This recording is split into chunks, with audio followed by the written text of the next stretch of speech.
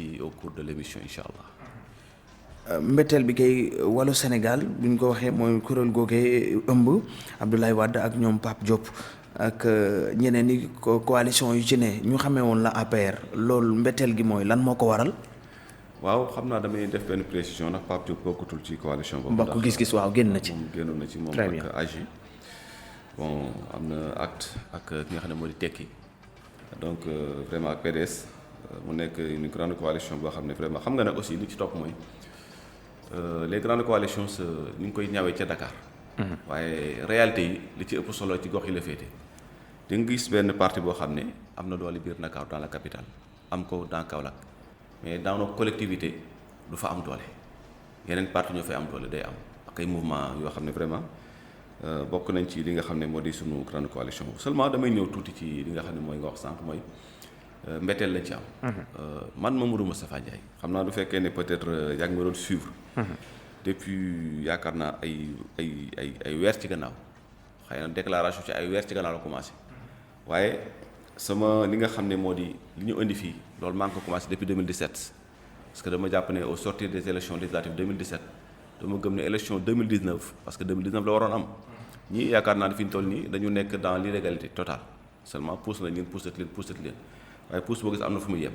2019 la élection waroon ñëw na 2021 ñu ngi ci 2022 ñu jàpp ko ci bon loolu passé nañ ko grave ma ne woon bu ñu ci egg ak jàmm damay doon candidat bu soobee yàlla pour le conseil départemental. Pourquoi parce que gis nañ ne au niveau de Guinguinéo ci conseil départemental bi maanaam wax dëgg fa yàlla lañ fi gis daf ñu doyul dara doyuñu ci.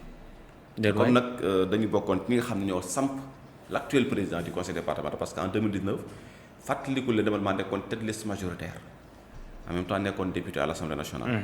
donc toutes les possibilités amoon naa ko pour doon ko mais comme man dama bokk ñi nga xam ne bokk ba jamono ji muy wax ak yow góob ma li nga xam ne moo di cumul de fonction ma woo sama rak seet na ma ay yoon ma ne ko kaay jël nii bi ñu gañee looloo ci am gis nañ ne liggéeyul nag wax dëgg fa yàlla liggéey bi nga xam ne moom lañ ko doon xaaree parce que département Guinguinéo département bees la boo xam ne lépp lu manqué.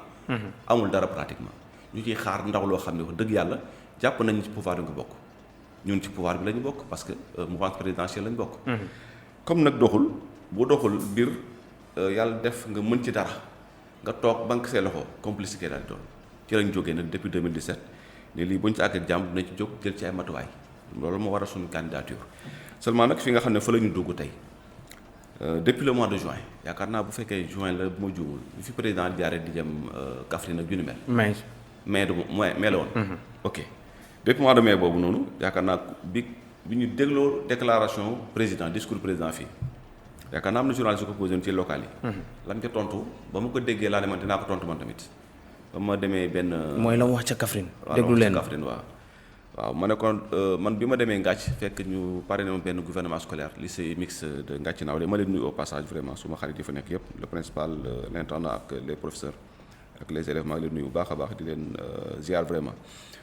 ci laa ko ne loolu moom xëy na moom wax na ko waaye bu fekkee am na ku muy sanctionné nga dem sanctionné ñi mu jox ndooma tànk mais man Mamadou Moustapha Ndiaye discours gisuma sama bopp sentiruma ko bu ñu àggee ci local yi bu ma tànnee bu ma tànnul yëpp je suis candidat pour le conseil départemental alhamdulilah rabbil alamin loolu yàlla dimbale nañu. te noonu nga ko defee itam. non ndax da ngaa mer ndax génn nga de dem nga Wallu. xam nga bu fekkee boo ko bëggee jàppee mer dañuy anticiper booba à l'époque tànn gu ñu woon kon mer mënu ci am.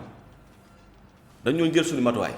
xam nga boo tànnagul mënuñu wax dama mer bi ma doon wax maa ngi koy wax ci gëm-gëm gu wér ñëpp xam ne man Mamadou Moustapha du ma wax ay waxu caaxaan nekkuma ci ay détails la ma gëm moom laa wax kon mënuma anticiper mer mi bon bi mu arrivé nag à l'état où dafa war a tànn nag ki choisit élimine. mais ba mu tànnee am na ci droit de kii laa tànn pour mu jiital sama liste majoritaire conseil départemental Guinguinéo benn bokk yaakaar ma ne ko baax na ba tey waaye nag. ba feneen amee ba léegi kenn soonatul booba ci lañ génn dem ci coalition la grande coalition Wallu Sénégal bu ñu ci demee aussi wax dëgg yàlla cër bi nga xam ne joxuñ ñu koon fële ñu ñëw jox ñu gëdd bu ko ëpp. déet waay. bien sûr mënoo damay laaj yow mi nga xam ne yaa may laaj question yi ci sa xam-xam wala boog ci histoire bi nga xam ne xëy na jàngoo ko fan nga mës a gis nit jëmm doomu aadama. dem ci coalition yi toll noonu dem moo fa ak sa mandat parti nga dem ñu jiital la.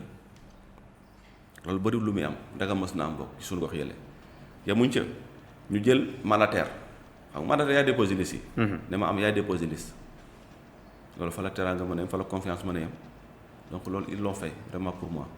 mooy ñi nga xam ne mooy fa laa leen fekk en l'occurrence l'honorable député maire de la commune de Guinguinéo madame Rokhaya Diouf ak ñi nga xam ne mooy ténoru PDS ak coalition bi nga xam ne ñoo nekk ci biir département bi Guinguinéo ñu àndandoo def ko defin boo xam ne aussi bu rafet la ñun aussi nag ñu ne ñii dañu sas nit nag teraanga bu nekk njukkal dajaa war bu ko defee sas woo nga xam ne sas nañu jàpp naa ne xëy na néew nañ ci doole peut-être waaye dinañ sukkandiku ci yàlla ak li nga xam ne moo di suñu mbokk ak suñu soppi ci département bi yëpp te gëm nañ ñu ne incha allahu taala yàlla nga ànd ak ñun te ndam li suñu côté lay féetee. beneen laaj bi sax dinañ ci dem laataa ñuy jëm ci ndaw beeg naka nga gisee coalition bi foofu ak ndëgër laayam ca gox ba beneen laaj bi mooy mandataire gi nga doon ca département ba gis nga rejet yi ni mu takarnaasee loolu moom ban jàngat nga ciy def jëmale ci seen côté. waaw ñun au niveau de Guinguinéo dañuy sant vraiment la commission nga xam ne préfet moo ko jiite. wax dëgg yàlla ak sous-préfet yi nga xam ne ci arrondissement yi muy Ngélo ak Mbadakhoune donc wax dëgg yàlla gisuñ fa jafe-jafe yooyu vraiment dalal nañ ñi nga xam ne moo di candidat yi ñu doon déposé liste yi coalition yi ñëpp ñëw nañ vraiment déposé nañ ci anam yoo xam ne anam bu rafet la dalal nañu donc loolu problème yi bu fekkee ne mi ngi am ci yeneen gox xam ne ñu nemmeekuñ ko ak Guinguinéo donte nag am na ci liste boo xam ne xëy na peut-être au niveau de Mbos ci la ñu wax ne rejeté nañ ko mooy Yewwi Askan Wi te loolu li ko waral ci li ma jot ci information yi ma jot man personnellement xëy na seen biir la ñoom ñi doon nekk di coowoo ñi doon déposé ji laa dégg nañu dañ doon coowoo ba ñu génn leen foofu xam nga nag booy déposé liste ku nekk naan maa jiite dafa am heure aussi ñoom li ñu xam mooy kii ñëw di déposé mais bu ngeen dem ba foofu commencé indi ay werante mais dañ leen génn ci biti bu ngeen juboo ngeen ñëwaat bu ngeen jubóol après ngeen toog ñu forkuloo leen loolu mu dégg naa ko mais à part ça dégguma vraiment problème majeur boo xam ne l'autorité administrative wala boog les autorités administratives vraiment teg nañ ko foofu mu nekk gàllankoor wala di fitnal ay doomu aadama loolu dégg ma ko au niveau de Guinguinéo. yaa ngi woon wax léegi sax di ko njàmbas ni am ngeen dëgër laay ni da ngeen jot yow di nga jot ci conseil départemental bi Daba Diouf moom tamit candidat la de. waaw elle est candidat à sa propre succession pour la municipalité de Guinguinéo donc moom mooy tête de liste majoritaire bu suñu grande coalition wàllu Sénégal. donc ku xam madame l'honorable député Rokhaya Diouf xam ko ci Guinguinéo ku xam aussi xam ko ci popularité am ku xam aussi xam ko ci proximité am ak li nga xam ne moo di population yi d'ailleurs ñu tetee vraiment la Covid-19 moom lañ doon tànn sargal ko ci Ndakaaru pour def ko meilleur maire de la région de Kaolack loolu at yi weesu yaakaar naa am na mais Covid bi xëy na peut-être moo waloon ba dajalewuñ mbooloo moom vraiment pour mën ko teg ko. waaye yow bul fàtti ni soppiteef ngay prono de. soppiteef ñu soppi xar kanamu Guinguinéo bul fàtte ne moom ngay prono de te Daba Diouf mu ngi ci système bi. système lan. système bi fa nga ko fekk. waaw non système mooy lan laa bëgg a xam système ñëpp ci système la nekk ba ci président la ci système la nekk xam nga man wax système bi dama gëm xam la laa gëm. nit ku am vision am possibilité de liggéey mais système moom xëy na ñu bëgg indi seen mbiru bopp te lañ bëgg indi demul fenn loolu la ñu gëm loolu nañ naan di système bi la bokk te système boobu yow ci nga bokk déjà te boo diggee ci ngay continuer kon système am fa ay wax la rek gars yi dañuy wax leen neex rek mais li ma gëm mooy nit da nga am vision am bëgg-bëgg sa dëkk. am gëm-gëm boo dikkee nag la nga wax nit ñi gëm ko mais déroulé ko mais bul ñëw indi ba am bi ngay wut nga am benn programme boo xam ne ñëpp teg nañ seen bët mais nga ñëw bëgg a def leneen loolu mooy ci xaw a jaaxal nit ñi mais bu ñu gisee madame l'honorable député maire de Guinguinéo Rokhaya Diouf wax dëgg yàlla dinañ na xëy na peut-être àndul ak pouvoir parce que malheureusement dans notre pays li fi xew mooy boo àndul ak nguur gi dañ lay xeex te loolu moo dul dëgg du yoon man je l'ai toujours dit kenn déggul benn instant nag Mamadou Moustapha Ndiaye mu toog ci benn rajo wala ci benn télé ne dafa quitter l'APR kon li may wax nii dama koy wax ma nekkoon biir APR ci biir grande coalition bi avant élection yi jamono ji may wax ak yow nekkuma ci benn bokk yaakaar maa ngi ci la grande coalition wàllu Sénégal bi nga xam ne coalition moom moo ñu fa yóbbu comme ni fa ñëpp dajaloo su ko defee nag nekk ci biir mbir système comme ni ñu koy waxee. moom kay xanaa fa ngay jaar génn ci ba faw. waxaguma ko de. te man nit du ma waxal lu ma waxul bokk lu jot moom dinaa ko wax mu soobee yàlla mais à l'instant T. maa ngi ci la grande coalition wàllu Sénégal te coalition moom moo ñu boole ak ñëpp nag te incha allah bu jotee ñu war a génn dinañ wax ne carrément génn nañ bu jotee ñu wax ne dañu war des aussi daañu ko wax. waaye à l'état actuel daal li ñu gëm mooy ñu ngi ci grande coalition wàllu Sénégal te fexe mobiliser nag suñu toutes nos possibilités toutes nos forces vraiment ak suñu nit. génn nga ci moom xanaa da nga kaa waxagul rek waaye génn nga ci. kooku sa gis-gis.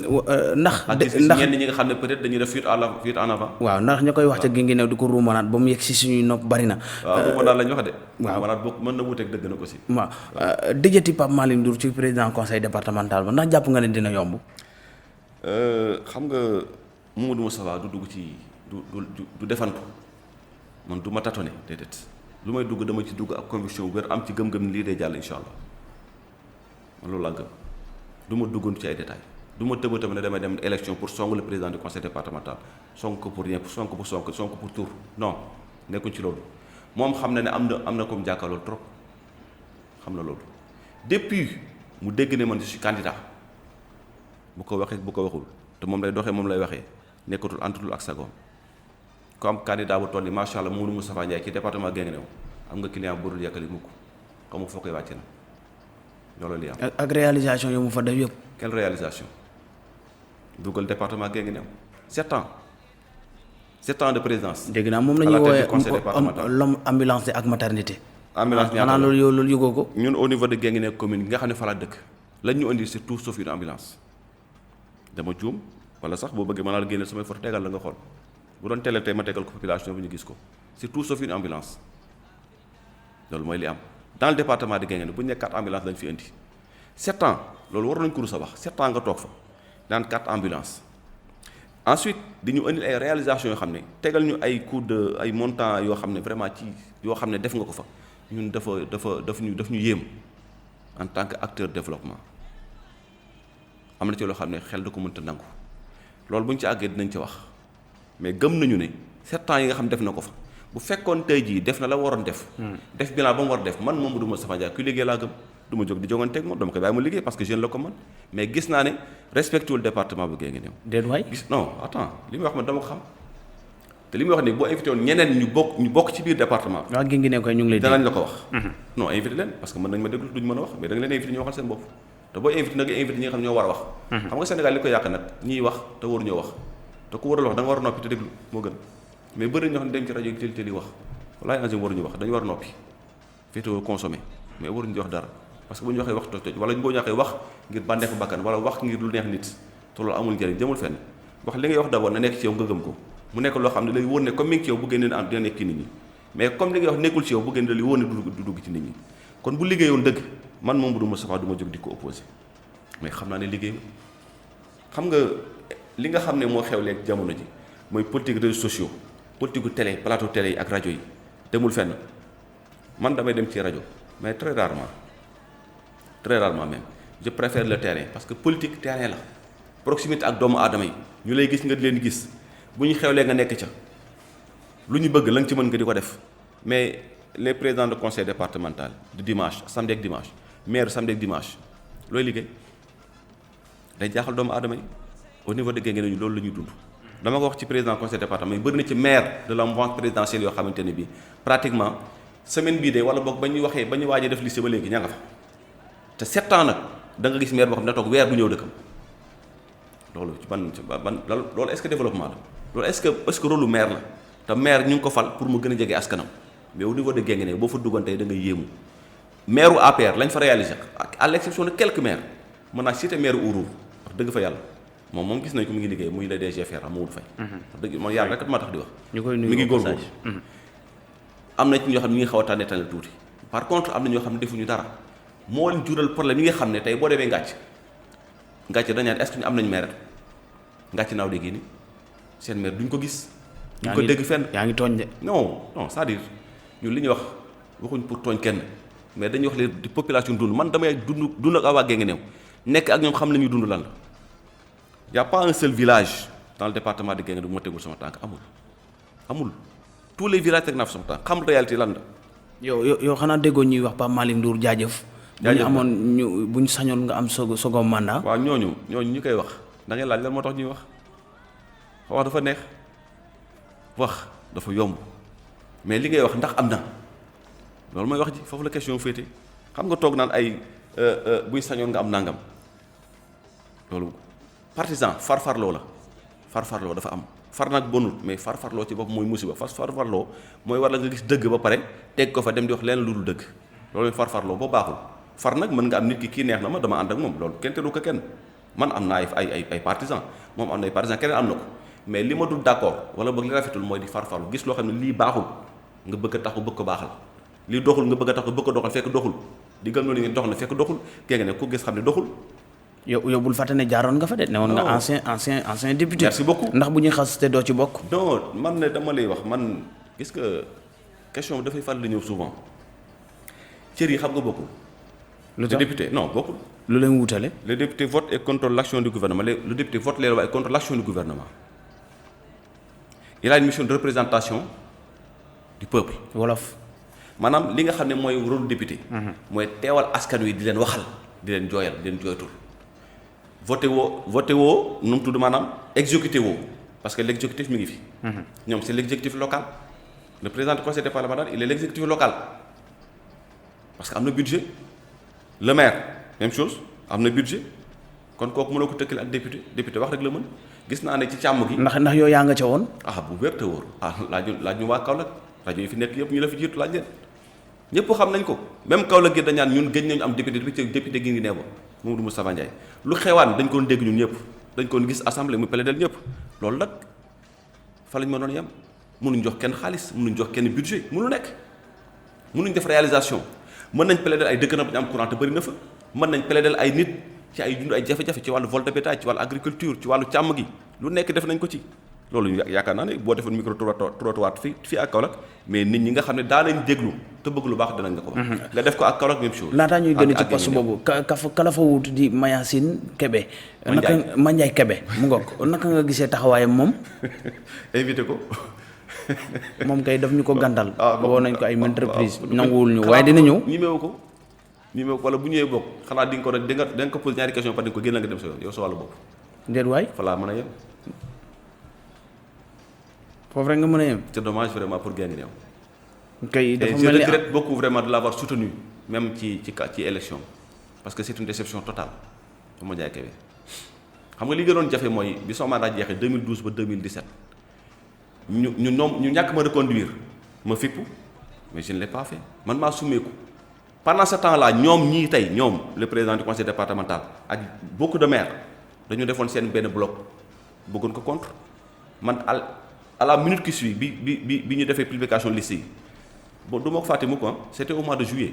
bu ngeen xoolee son page Facebook remonté leen ngeen dem le 10 juillet defe naa wala le 9 dans cette nuit durant cette nuit là maa ngi def publication montrer sama soutien ci moom pendant ce temps ñoom ñu ngi doon def réunion pour xool lu ñu ko boycotté mais du woon sotti bu ñu ko boycotté aussi xoolal du sotti day jàll.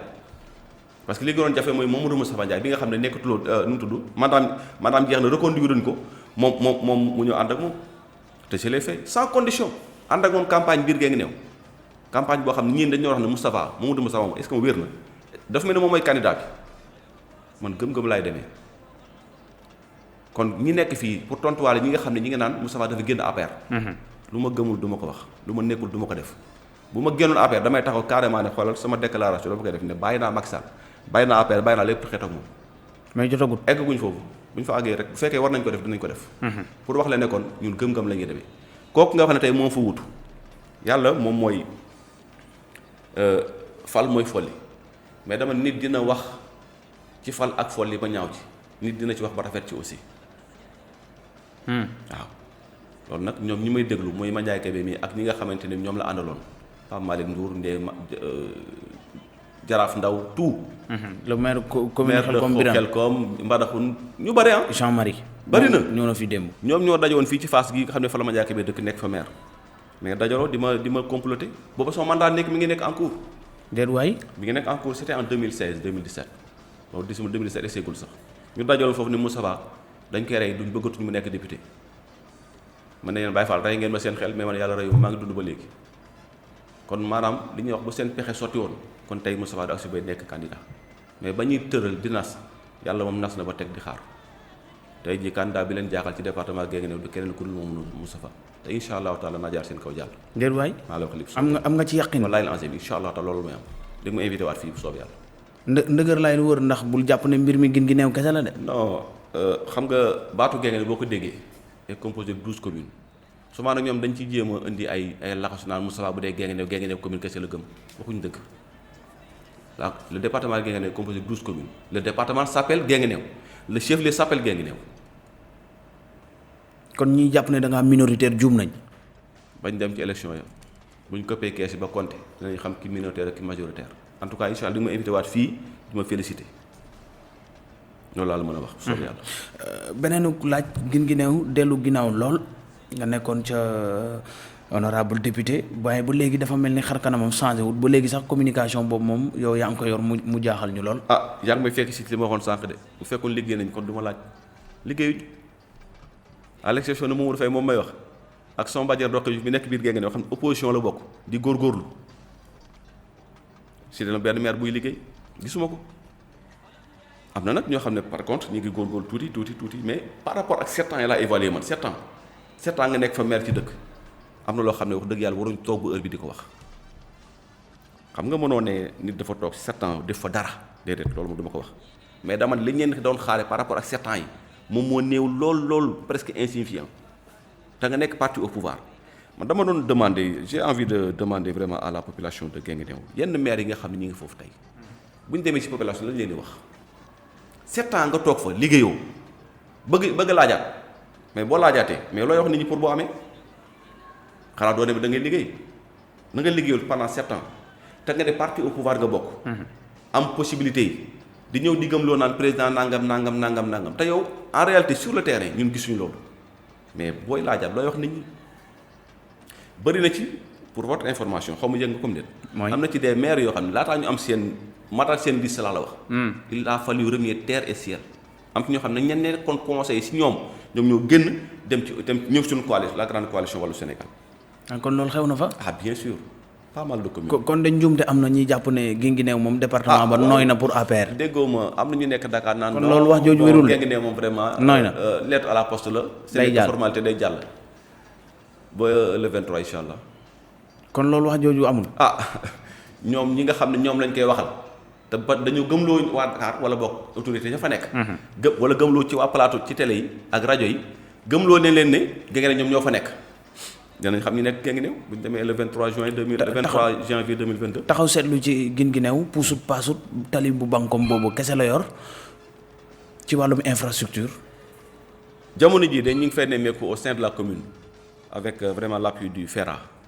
En l'occurrence Mamadou Faye le maire de Ourour appuyé na vraiment en collaboration avec madame le maire de Guinguinéo ñi ngi defaraat tali yi ci biir commune bi waaye nag doyul parce que département de Guinguinéo ni ma ko waxee. département bu yaatu la 12 communes la te bu ñu seetloo am na tali boo xam ne mi ngi jógee Kahone jaar Mbadakhoune dem Guinguinéo romb biir Ndiago ainsi de traverse communes yu bari dem fi nga xam ne moo di Ñibi Mbos Ñibi jaar biir Panal ainsi de suite dem mi toll ay 45 kilomètres quelque chose comme ça loolu je me rappelle bien.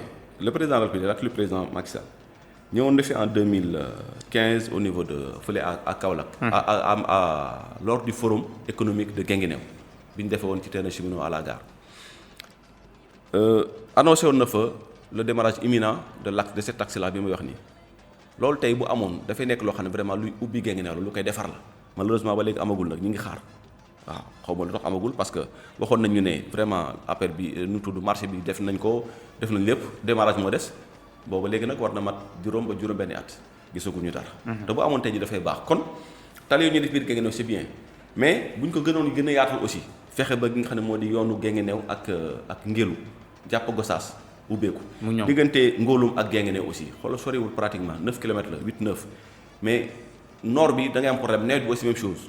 nga jàpp gi diggante Guinguinéo aussi ak Mbirkelane xoolal foofu bu amul benn tali dafay nekk loo xam ne vraiment ouverture la parce que tali moom fu mu am rek nit ñi dinañ mën dem dinañ mën a ñëw ci temps boo xam ne vraiment temps bu gàtt la te loolu aussi dafay am lu muy yokk ci comme mu Guinguinéo. ñu gis ne aussi ci côté yeneen infrastructures yi sportive le stade de Guinguinéo ak heureusement nag alhamdulilah jamono ji may wax ak yow madame la maire wax dëgg yàlla et la municipalité.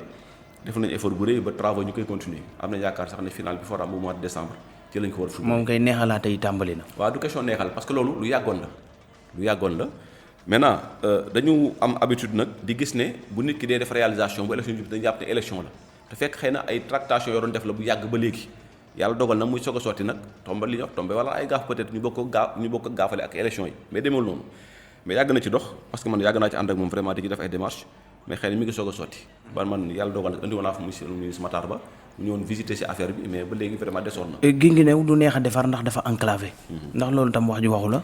waaw waxuma non dama defar gi désenclavé ko dafa bokk ci defar gi laa wax. defar gi dafa bokk ci désenclavé ko parce que bu ñu ko désenclavé Guinguinéo aussi dina gën a mën a baax donc am na yeneen yoo xam ne aussi yu for a mën a am la bien sûr parce que am na ci dëkk yoo xam ne tey ji boo demee ñu ngi jàmbat problème ndox problème électrification bëri na ci comme Panal waaw Panal moom mu ngi ci bokkee ci Mbadakhoune même Daara ma ne mu ngi bokkee ci commune bu Mbadakhoune Panal waaw non Panal wala commune la quoi fa d'accord merci waaw Daaru Fall vraiment mooy Daaru Moon Goni ak vraiment Daaru Jaw Daaru Jenn dans Ngóolum yu dëkk yu yëpp dëkk yu mag la mais amuñ courant ba léegi vraiment loolu aussi nag dafa nekk loo xam ne vraiment lu ñu métti la ñu yàgg nañu def effort Ngóolum moom yàlla dimbala ñu vraiment on avait à l'époque vraiment beaucoup plaidé ba yàlla defal tey am nañ courant c'est un gros village war jaxal Cakalaar am nañ courant actuellement ñoom vraiment seen kii mi ngi ci yow moom sori nga di kon foofu yëpp bokk say bëgg-bëgg jëmale na ci ñoom département bi lañ bëgg de département ku ko bëgg foog nga dox te ñu yàlla dimbali dox nañ nag xaaruñu ba tey ñu dox de amul benn dëkk boobu tuddee nee naa la Guinguinéo tuddee moom amul tous les villages kon bu ma la waxee gars yi am nañ client bu ñu yekkale fenn nga war ma gëm te ñoom xam nañ ko aussi kon ñun xam nañ dëkk bu baax a baax xam nañ fi ñuy jaar aussi incha allah ndax biragula gum nga sa programme laata ñuy ñëw ñu jël quelques réactions ndaxte ñuy yëglu ci téléphone bi quand même xaw nañu bari 33 941 03 73 33 941 03 73 den fàttali ne sunu gan di Mamadou Moustapha Ndiaye candidat de la grande coalition Wallu Sénégal département bu Guinguinéo ba kay itam ci la mouvance présidentielle waaw noonu lañ ko mën a tuddee jamono ji booba ñuy gis leneen wala ñu dégg leneen suñu nopp ci sa programme lan nga xëltuy xalaat la loo jàpp ne daar war nañ ko def ci département bu Guinguinéo lu urgent lu mu ci attribution yi nga xam ne moo di vraiment wala nga baal ma ñu jël quelques réactions laataa ñuy ñëw ci programme bi allo salaamaaleykum maaleykum salaam Mouhamed Diaw Njigi Kaffrine Mohamed Diaw Njigi jaam ñu ngi sant bu baax ñu ngi rafetlu émission bi très bien ñu ngi lay gërëm di rafetlu seen invité boobu très bien yaakaar naa lu mu wax am na solo waaye sama waa ji mama bi moom sëñ Babacar ak Dame coow lu bëri na ci département ak ci commune yi de trop lool xam nga lu mu ci gën a naq xam nga lu mu ci métteem ma ne waaw ñu ne fii ñu ne région Kaffrine bi ñu dëkkee nii. waaw yéen de waaw ñiy jooy bari nañu dinañu jël Abdoulaye Wilane alxames ak jàmm incha allah. ma ne. ñoo leen ko promettre. région Kaffrine bi ñu dëkkee ñun. waaw. xam lu ñu sonalam. mooy. dëkk boo dem police yaa nga tëgg tour noir 300000 200000 te deful askan wi dara. léegi liñ bëgg mooy nax askan wi tegal ay tour noir ay final. ñu wootee leen ba léegi ñu daal di faa toog boo ñàkk nañu 1 million gis nañu 1 milliard. très bien ndax laa xamal de si nga sama waa ji. région Kaffrine bii commune yi fi ne. waaw am na si ñoo xam ne bu la invité sa rajo boobu duñ ñëw. am na ay maire yi nekk bi invité leen su rajo ñu bañ lànk duñ dikk la xam ne la mu jox borom rajo ba. su ma ñëwee maay toogee si technicien ba. ana invitation toog si technicien te li ma lay wax fii nag. ma ne bëri naa ci morom loo xam nit ñi xam ñoo xam dañoo ragal a wat ci rajo. waaye oto 60 millions oto bi lakk 60 000 essence chaque jour. moo fi am ci mairie yi si commune yi. boo xam ne bañ koy fal xamul dara mënut a béy ñaari mbaami gerte xamutoon dara xamutoon sa nibum tëdd. tey mu xam ay kër yoo xam ni da ko coog fu ne mu xam fa kër mais dëgg daal xam nga la mën a gis ñoom. politiciens yi dañoo dundee alalu askan bi état bi ñi muy yónni dañ koy nax dañuy dem naan ko diw lañ xanta fekk kooku ki xanta fii xam nga fu may daanalee. maintenant Abdoulaye Seydou Sow lañ fi sant gërëm ko ci Kaffrine. dëgg la allo. waaw acaalisi Mohamed waaw. maintenant Abdoulaye Seydou Sow lañu sant ci Kaffrine gërëm ko moom doo nga fi jël xëy ay ndaw dox leen xëy moom doo nga fi dimbali nit ñi waaye ñi fi des ñëpp lekk àll askan dong lañ fi nekkee. jërëjëf merci Abdoulaye Seydou Sow daal lañ xam ne li ko état bi jox yelloo na ko. merci beaucoup ok merci ñu ngi lay gërëm bu baax Mouhamed Diaw Njigi Kaffrine 33 941 03 73 33 941 03 73 sunu gan di moom Mouhamadou Moustapha Ndiaye candidat de la grande coalition Wallu Sénégal département Guinguinéo 33 941 03 73 di gërëm waa Kaffrine ñoom itam ñu ñuy topp sur la 91.3 fekkee amul keneen ñu jublu ci laaj yeeg tontu yi allo salaamaaleykum. waaw maaleykum salaam maam Biram Ñang Mbadakhoune. maam Biram Ñang Mbadakhoune ñu ngi lay teewlu maam Biram. waaw maa ngi nuyu Moustapha Ndiaye moom seen gan gu sell googu noonu. très bien mu ngi lay fay. waaw. maam Biram maa ngi lay fay. di rafetlu émission. waaw di rafetlu émission bi nag. merci beaucoup.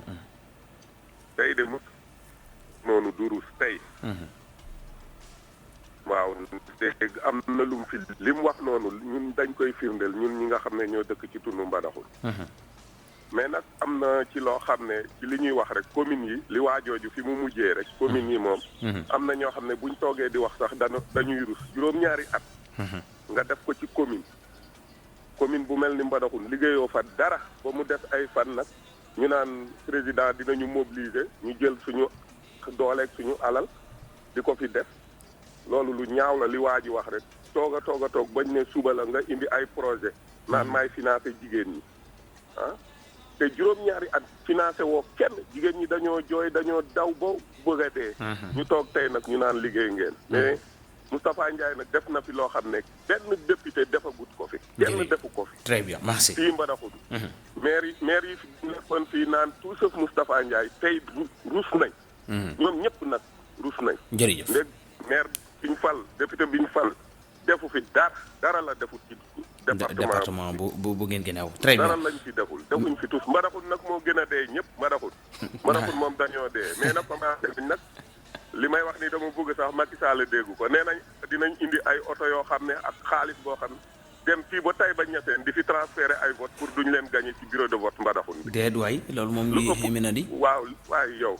ay Taïba Niassène récépissé yi gars yi gis nañ leen. te nag ñu ngi leen di xaar fii ñu ngi leen di xaar fii ci bureau de vote Mbadakhoune. doy na waar jërëjëf ñu ngi lay gërëm bu baax Mame Birame Niang Mbadakhoune 33 941 03 73 33 941 03 73 allo. salaamaaleykum. maaleykum salaam Mbañaxaan Guinguinéo. Babacar na ngeen def ñu ngi leen di nuyu. naka waa Guinguinéo. ñu ngi nuyu ñu ngi ci jàmm ñu ngi nuyu suñu député bi. Mamadou macha allah moom de vraiment liggéeyal na Macky Sall. Macky nag moo ko delloowul njukkal. man de wax dëgg yàlla de. gis naa ni te fa xam nga li gën a neex. mooy nit ki gañeel la ba pare. nga ni ko bàyyil mu bàyyi nga ñëw jox ko ka nga ko yaakaaroon ko ñëw def fi dara. kon bu ko defee. gis nga man li ma leen di conseillé. mooy bu fekkee tey da nga jàkkaarloog nit. nga dem ba ci yàgg arrangé waat ak moom da ngay expliquer askan lu tax nga arrangé ak moom. gis nga damay wax naan yàlla mooy borom jàgg. mais dafa am loo xamante ni moom nangu na ko nen doomu aadama bu dul mer. doo nit. waaye boo meree it fi mu toll nii. ngay bàyyi dëgg la. kon tey sa soppee démb mën naa doon sa noonu parce que dañ ni booy bëggal ndànk parce que mën naa doon soppe. booy bañal ndànk it parce que mën naa doon noonu. comme ni ko ñu koy waxee rek vice versa. dëgg la man li ma leen di conseillé mooy. gars yi yor nañu alal ji. te fi ñu toll actuellement traite la. kenn ku ci nekk na ngeen ko bàyyee boppam. jarul diw fii lay dem nit ñi defuñu. bu ñuy indee xaalis bi bàyyi leen gars yi def bu leen leen rusloo. da ngeen naan dem leen. bu ñu leen lekkee ba ñu lekk ba mu jeex. ci coalition bi nii. parce que réseau la xoolal même bu ngeen tëddoon nelaw sax xoolal. jarul ngeen di campagne bu ngeen tëddoon nelaw sax vous allez gagner mais gars yi bu ñu ñëwee am na ñi jàpp am na ci ñoo xam ne jàpp ci dara. bu ko defee nag gis nga bu xaalis bi ñëwee bu leen ko xañ gars yi. bàyyi leen ñu mbalax bàyyi leen ñu tulli parce que traite bee taxaw. salaamaaleykum. jërëjëf merci beaucoup Mbañaxaan Guinguinéo ñu jël kenn laata ñuy dem ak sunu gan ci fàttali leen ba tey Mamadou Moustapha Ndiaye la ñuy dalal honorable député ancien député candidat de la grande coalition Wallu Sénégal 33 941 03 73 33 941 03 73 merci beaucoup Cissé Guédiawaye nee na moom mburu amul tey ci réew mi allo salaamaaleykum. su mbokku njóobeen nañ mer de. ñu ngi lay fay bu baax. Cheikh Dramé Mbadakhoune. Cheikh Dramé. ñu ngi nuyu honorable. mu ngi lay fay bu baax.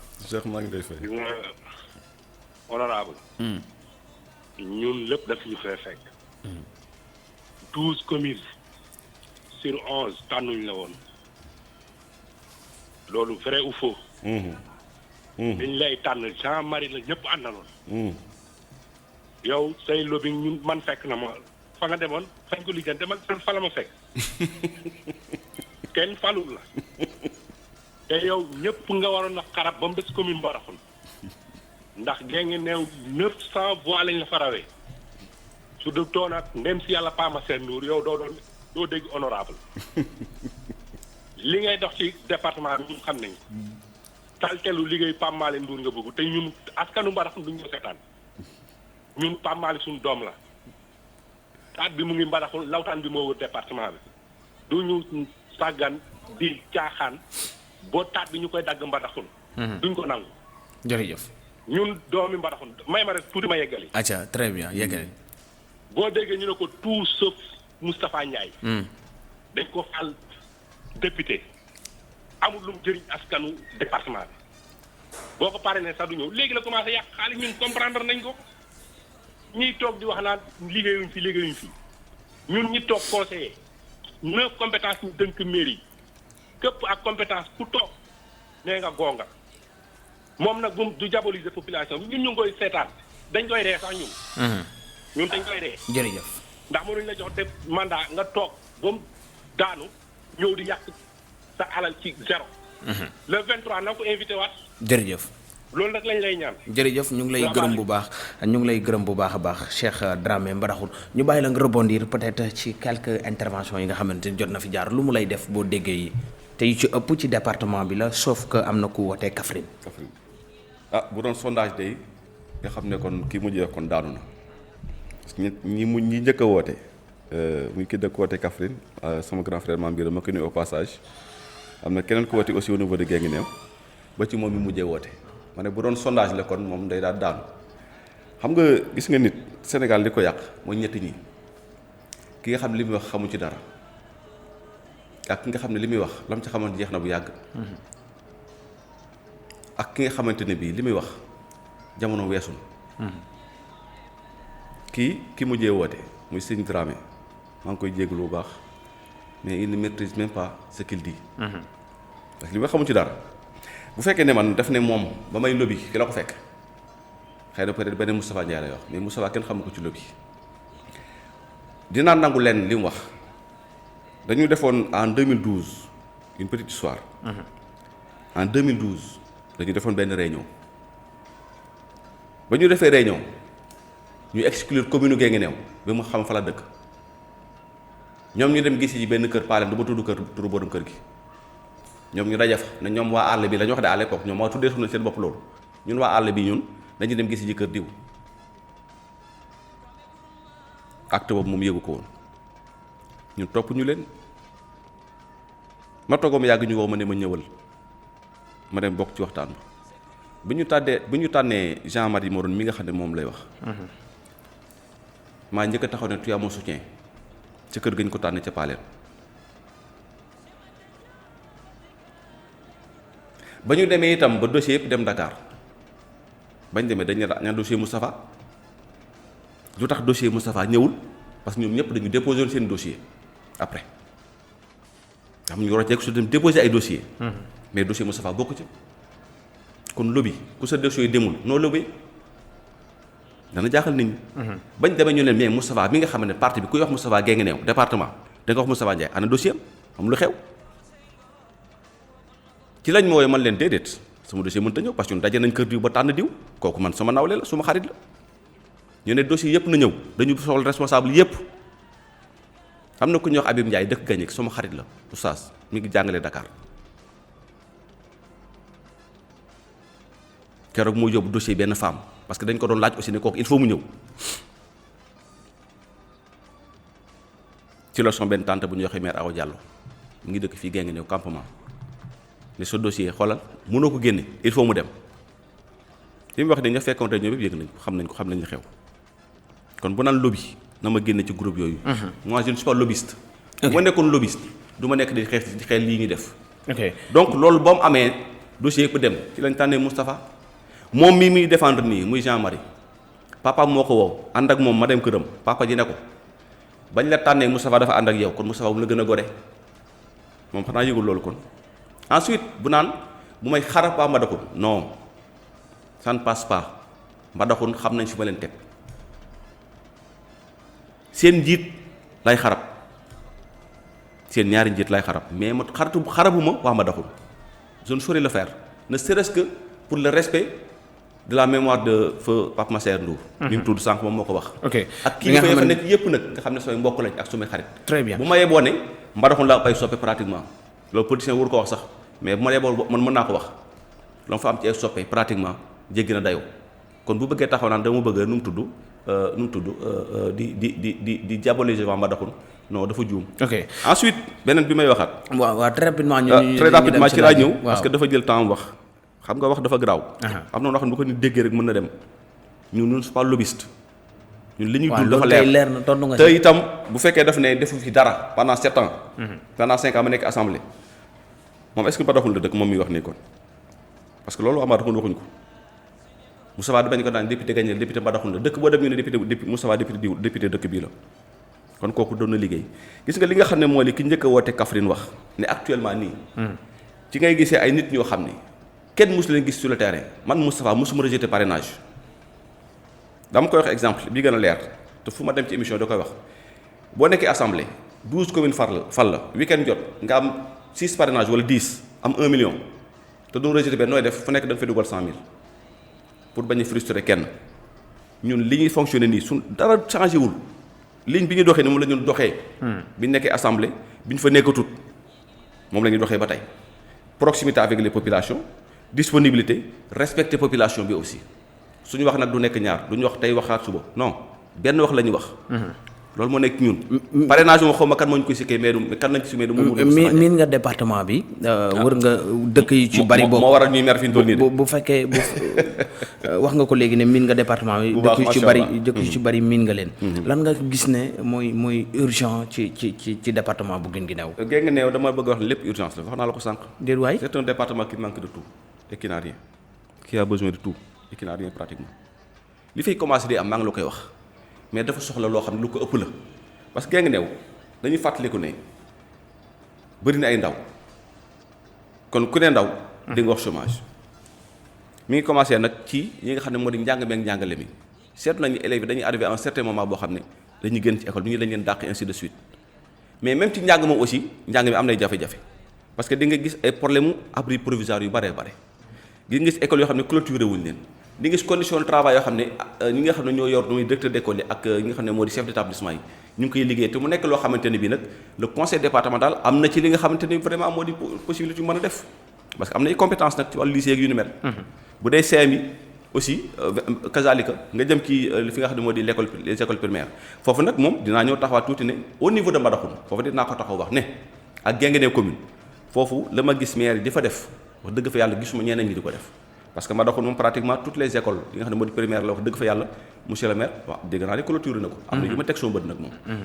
au niveau de Guinguinéo foofu aussi kazalika mais aussi ci wàllu fourniture dama gisul ku ci mën madame le maire de Guinguinéo loolu dama koy wax parce que il faut yi ñu fay def vraiment ci wàllu boobu dafa nekk effort yoo xam ne vraiment yu rëy la kon ci wàllu éducation am na ci yu bare yoo xam ne vraiment war nañ ko mën def vraiment fexe ba réduire au maximum dimbali ci état bi aussi parce que loolu dimbali état la am nañu ay possibilité vraiment construire ay salles de classe pour vraiment résorber vraiment les abris provisoires ci wàllu santé aussi gis nañ ne le niveau du plateau technique du district sanitaire de Guinguinéo xaw na wàcc loolu te loolu aussi vraiment gisuñu conseil départemental def ci jéego yoo xam ne vraiment yu mu ci waroon def la loolu dafa néew loolu par rapport ak vraiment 7 ans yi nga xam ne vraiment def na ko boo ñëwee ci wàllu formation ñi ngi jël élèves yi nga xamante ne bi dañ leen a dàqoon conseil am na ñu ngi ciy fayal mais dama gën ne procédure bi ñu ko defee man pour man baaxul parce que accompagne da nga war dem ba jusqu'au bout élève bu ñu ko dàqee war na ko mën a jël depuis fi ñu ko dàqee ku ne di ko fayal accompagner ko ci côté yëpp nag mais bu dee ba université aussi bu ko bàyyi parce que foofu aussi problème dafay commencer comme yaa ngi jël engagement dès le début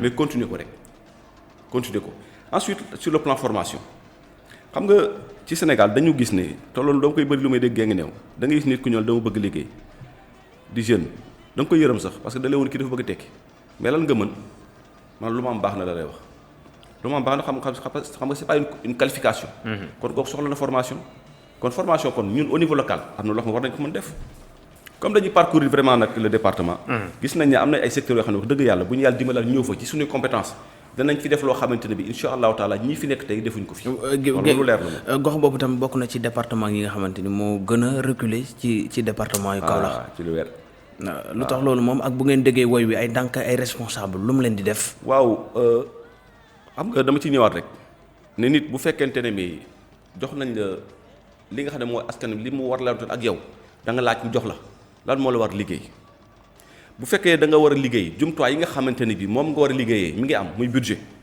da nga war a fexe ba budget bi nag fañ ko orienté mais moo di fa dem mais ñun dañu seetlu loolu dañu gis ne budget bi wax dëgg ni mu war a doxewu ni li nga xam ne moo di objectif yi nga xam ne moom lañ ci amoon àgguñ ca te loolu nag baaxul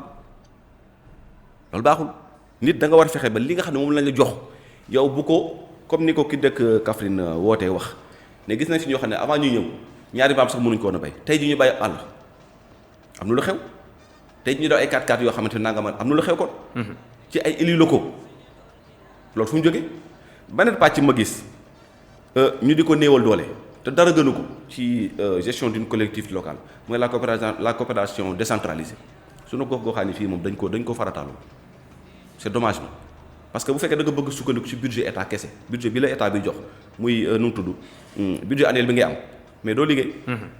déedéet doyul parce que nee nañ budget ay prévision la d'accord dina am lu ñëw lu bare mais boo bëgg sukkandiku moom kese doo liggéey li nga xam ne moom war a liggéey parce que fee yëpp urgence la kon baax na nga dem outil ay partenaires yoo xam ne vraiment da nga mën liggéey ak ñoom mais ñun li ñu seetloon au niveau du conseil départemental ma di ko métti lu ba léegi amoon na fi il y a en 2015 defe naa 2016 mais ay turcs ñëwoon nañ fi indiwoon nañ leen mu amoon vraiment mu nekkoon un partenariat vraiment bu nooroon am solo mais yu ñàkk fayda moo ko yàq ci ay conduite yoo xamante ne bii vraiment wartoon nekk conduite ki nga xam ne mooy l'actuel président ba coopération bi vraiment daal di tombé à l'eau te pourtant lu doon jural njëriñ département bu Guinguinéo malheureusement vraiment pour le département c'est dommage ndaxte waxtu mu ngi ñuy xoj bu ñu juste après les brefs de 9h dañuy dem ci laaj ak tontu très rapidement laata ñu lay bàyyi mais laaj bi yow yan maire ngay jot a liggéeyal ci département bi actuellement ni may wax ak yow waaw maire bu ma fi liggéeyal waaw yan maire yoo xamante ni jox nañ leen bopp yéen waa coalition Wallu Sénégal ci département bu Guinguinéo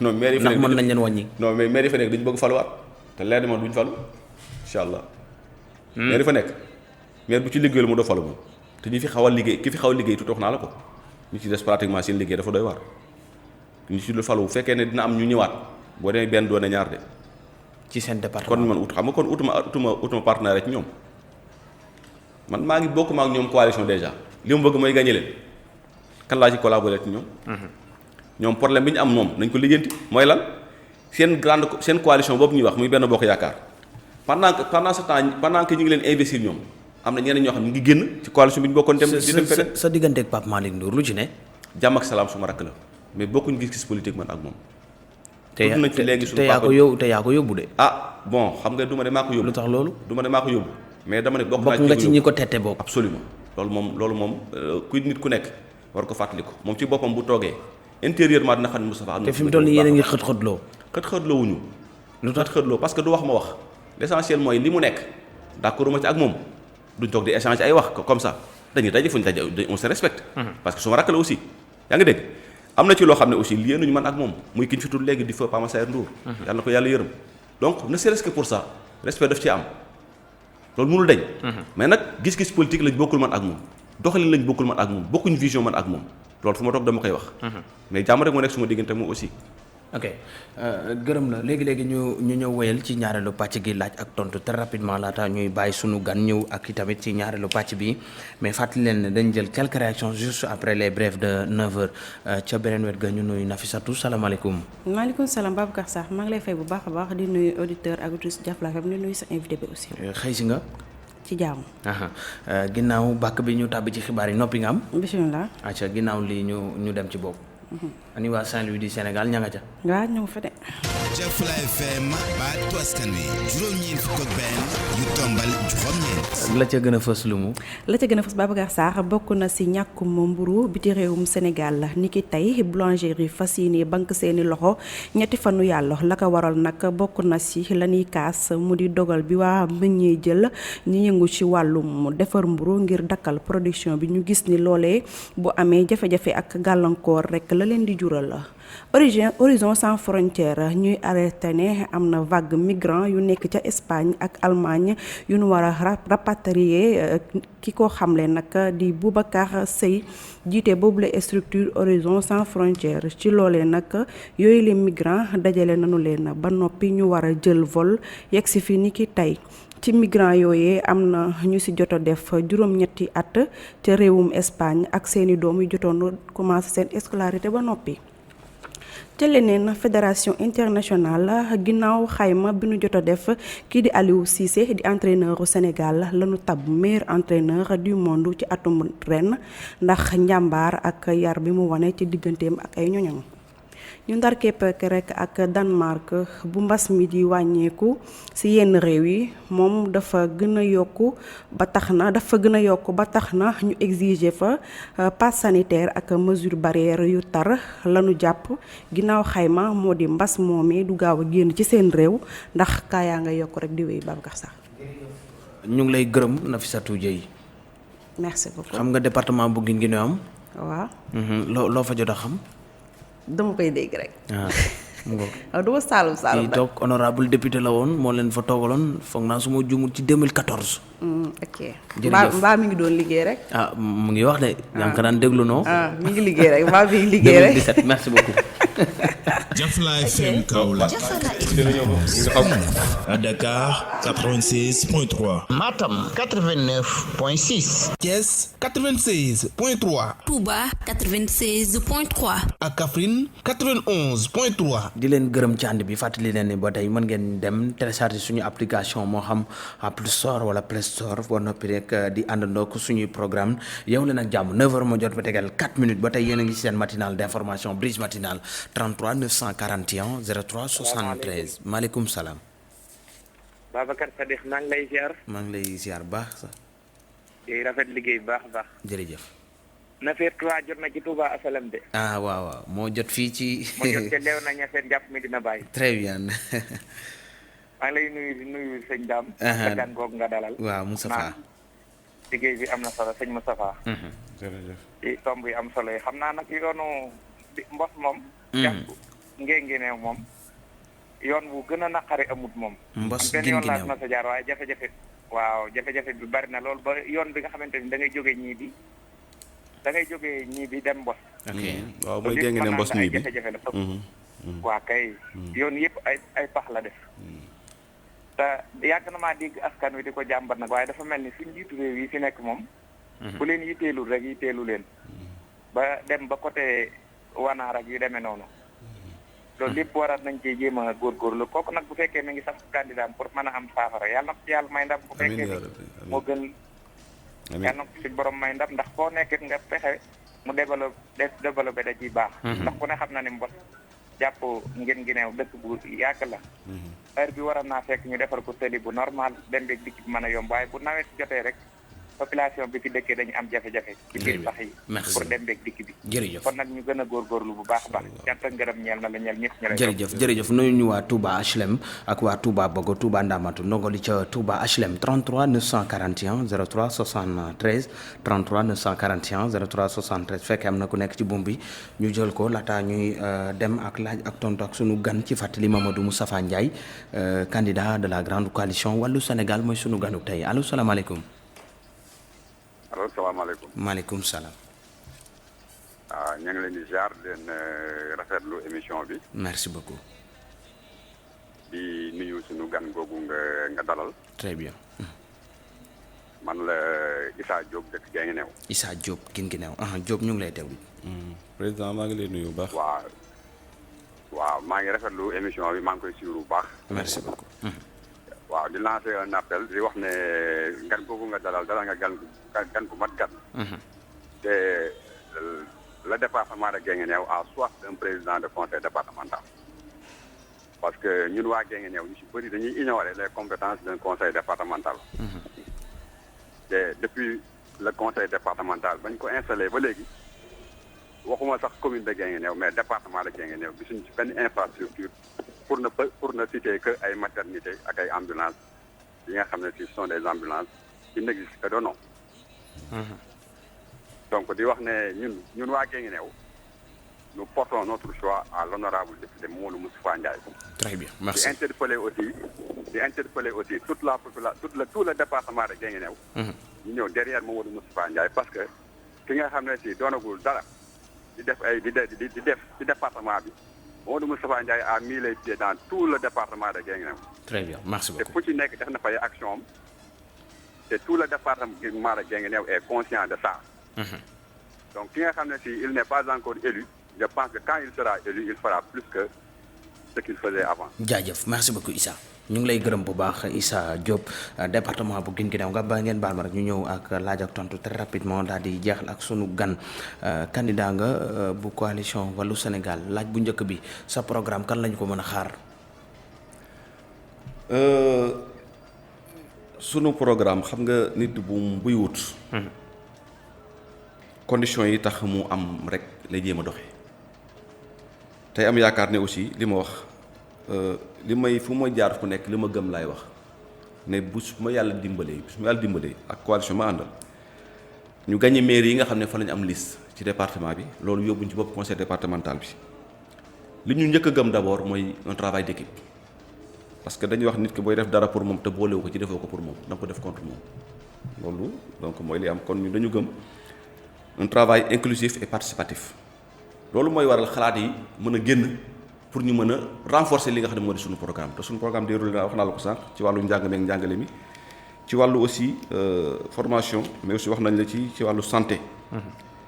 am na ñaari pàcc yoo xam ne xëy na peut-être intervention taxoon waxuñ ko mooy wàllu financement jigéen ñi dafa am solo man ni ma gisee ñuy finance jigéen ñi doyloo ma ko baaxul parce que ministre ñëw na fi bu yàggul mais malheureusement ni nga xam ne mën a joxe financement yi. bu demee tey jii ci groupement yi da ngay soxna soo xam ne da ciy sonn loolu. mais doo am lu dul 5000 francs 6000 francs loolu ba pare nga war a fay mais kañ la nit ñi jóg pour mënal seen bopp jigéen ñi kañ loolu dafa nekk loo xam ne vraiment système bu baaxul il faut ñu xoolaat ko. parce que nag di ñëw di financer jox nit ki 5000 francs 6000 francs après mu war la fayaat ci 2 mu tudd 3 4 wala 5 mois. mais loolu déjà dina ko lekk te du ko jural dara kon vraiment war nañ ko xoolaat bu baax a baax. li nga xam ne moo di wàllu sport au niveau de Guinguinéo wax naa ko. stade bi moom dina àgg ak jàmm incha allah mais bëgguñ mu yem ci boobu kese parce que les autres communes aussi vraiment ont besoin d'infrastructures sportives. boo dem fi ci mel ni Panal terrain vague li ñu fa Panal Wolof c'est une commune après Mbos xam nga Mbos c'est l'ancienne commune rurale. éclaté def Mbos Daara Mbos Panel amuñu vraiment stade bu ñu footballé terrain vague li ñu footballé nii comme ça mais nga dem également au niveau de Daara Mbos même chose. c'est des choses yoo xam ne vraiment am na ci ay communes yi. nga dem ngàcc gii. dégguñ la nga tudd Njaago de ba nga fi toogee ba léegi. non ngàcc seen terrain Njaago seen terrain c'est clôturé wax dëgg yàlla vraiment foofu maire wax dëgg yàlla clôturé terrain bi. Balla Sall maire bu Njaago notre frère Balla Sall vraiment il l'a fait wax dëgg yàlla. nit aussi man gëwma adversité benn bi ba nekk nihiliste man gëwma loolu parce que nit ki bu fekkee maa ngi toog ci rajo ne diw deful naa alors que def na ko mais yaa ngi xeeblu sa bopp.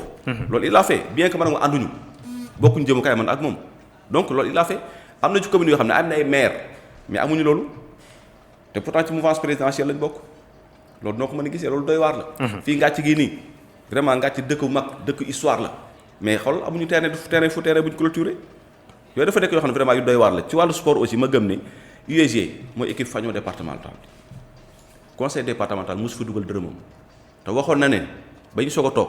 at bu jot na ci def 2 millions at bu jot pendant 7 ans la mujjee wax moo di ne USG du équipe département bi. xoolal boobu discours du discours bu baax acteurs sportifs yëpp après ngay décevoir te dama gëm ne nag boo nekkee jeune le sport warul mën des ginnaaw parce que sport dafa transversal nekkul ne jeunes ñoo ci nekk am day mag yu ci nekk parce que jeunes yi mag ñoo leen jiite kon nag nga war a fonk sport bu baax a baax fexe ba infrastructure sportive nga gëm ut ay partenaires fexe def pression ci état bi ñu mën na ci dimbali. ñu ngi jublu ci élection locale ak départementale ca Guinguinéo ndax jàpp nga ne ay xët-xët dina fa am comme niñ ko commencé nemmeeku. non loolu incha allahu taala du ma sa am au niveau de Guinguinéo ñu xamante nañ candidat yi fa nekk yëpp xamante nañ ñii ay mag ak rakk lañ ñii ay doom Guinguinéo musul am problème yooyu mu boog li ma fekk man gis nga présidentielle yi nga xam ne moom laa lay wax. bi ñu falaatee président Macky Sall te boobu ci la mos a gagné Guinguinéo commune chef lieu bi ci la ko soog a gagné. parce que am na système boo xam ne travail na ko ak équipe bi naan loon mooy nu mu tudd vraiment le code gagné woon fa Daba Diouf moom le comité électoral mais yàlla dimbali ñu élection yi passé on avait gagné vraiment ci présidentielle yi pour wax la ne foofu adversité bi am na d'accord mais dans la sportivité le fair play le respect mutuel loolu mooy li am ñun dañoo def caravane di dajeeg suma mbokk waa PUR yi ñoom Grand Tidiane Wade mais buñ demee ba war a dajeeg ñoom sax ñoom ndeysaan ñoo ñu xàll accompagne ñu jàll dem du am benn problème.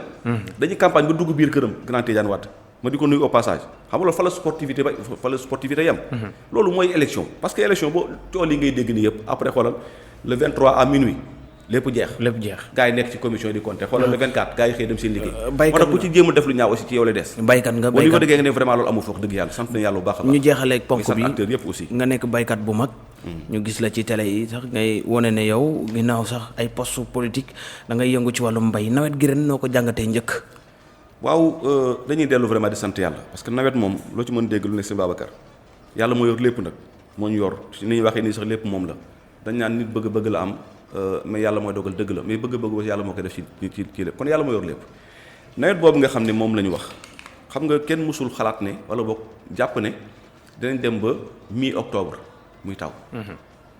kon doomu aadama noo ko war ruujal wutal jiwu jiyal bayal li ci des bayal ak yàlla xamoo kañ lay tàmbali xamoo kañ lay yem bu tawee daal jiyal heure bu ñoree dama nga déqi dina ci taw ak du ci taw amul problème donc loolu seetlu nañu bi ñu tawee ba pare taw na ci. bi ngeen dexee ba pare mu taw xam na am nay couleur ak yu ni mel mais yooyu du problème. yooyu def dafa yàlla son borom la. mais li nga xam ne moom la nit ñi war a def nag te ma di ci interpeller gouvernement bi mooy fexe ba Sénégal ñuy bay nguur gi dafa war a fexe ba ñuy bay. encouragé nit ñuy bay. li tax li mu ci bëgg a wax mooy engrais ren boo seetloo engrais. yéex na lool. yéex na mais daf cee boole ñàkk lool pratiquement. xam nga engrais kañ la war a ñëw engrais mois d'avril war nañ def mise en place yi mois de mai nit ñi jot ci parce que au mois de mai am na dëkk yoo xam ne mi ngi taw donc ñu fexe aussi vraiment ba bàyyi engrais yi ñu peese par kilo di ko jox nit ñi bopp 2 kilos bopp 1 kilo mais bàyyi ñu kon dama gëm ne nit ki bu fekkee yaa ngi bëgg mu bay. ndax loolu jóge fi dina yomb. mën na fi jóg. ci naka non mën na fi jóg état lu mu bëgg a doxal mën na ko doxal te mbay mi nag dafa incombé bu baax a baax état. lu mu bëgg mu jóg fi mën na fi jóg lu mu bëgg mu am mën na fi am gis nga bu ñu fexoon ba nit ñi di bay éviter les paysans dimanche samedi ak dimanche am na ay paysans yu mel noonu ñu fexe ba les vrais acteurs les vrais paysans mais jiw ñu leen koy jox te di leen jox jiw bu baax gis nga nos parents opérateurs là je n'ai rien contre eux mais dimbaliwuñ ñu aussi parce que da nga ci gis koo xam ne dañ coono gerteem bu yàgg baaxut matul jiwu tege-dege sax mënu ko lu mënul tege-dege mënta nekk jiwu nga ñëw bëgg a jox nit pour mu bay ko mais bu jiyee du sax wala boog bu saxee 2 semaines lay def mu daal di dee jiw baax na c'est bien base la mais boo paree aussi teg ci engrais bi na ñëw à temps bu ñëwee nañ à quantité suffisante. bu ñu mënoon sax nag laa la wax ni bu ñu mënoon sax gis nga jiw yi. ñu mën di ko jox nit ñi mën dañ ci jiw moom moo gën. moo gën mais ñu jox nit ñi intrant. prix gerte gi ren machine yi yëpp mën a am. prix gerte gi ren sa gis-gis fan nga koy xaar. bu ma soñoon prix gerte di jar 1000 francs man en tant que acteur. monde rural ma soñoon gerte gi jar 1000 francs parce que gis nga baykat lu mu bay loo ko jëndee rek des na parce que mbay dafa métti. jërëjëf gërëm nañu la kàddu gu ma jóge lu muy doon. di rek sant ak gërëm. sant la bu baax vraiment ci émission parce que jox nga ñu plage ñu mën a échanger ci questions yi nga xam ne questions yi pertinentes la donte réponses yi aussi xëy na peut-être elles ne sont pas pertinentes waaye wax nañ li ñu gëm.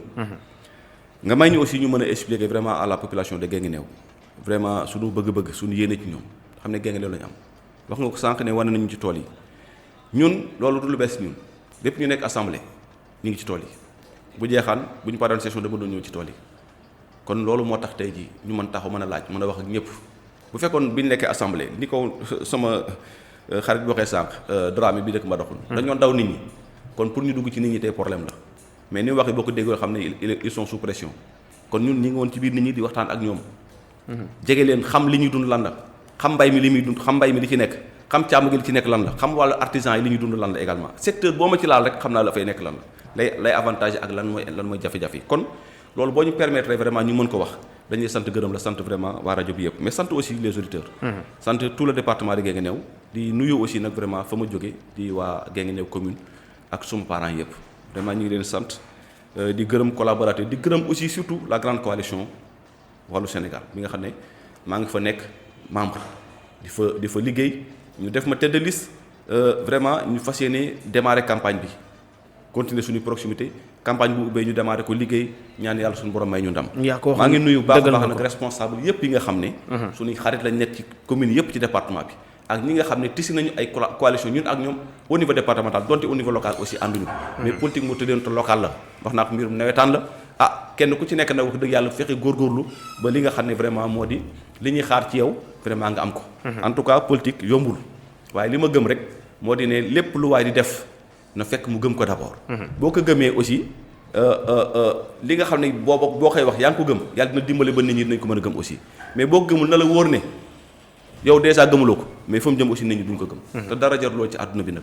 adversité la adversité na seen te rafet ñun saagawuñ kenn xasuñ kenn waaye li ñu gëm danañ ko wax.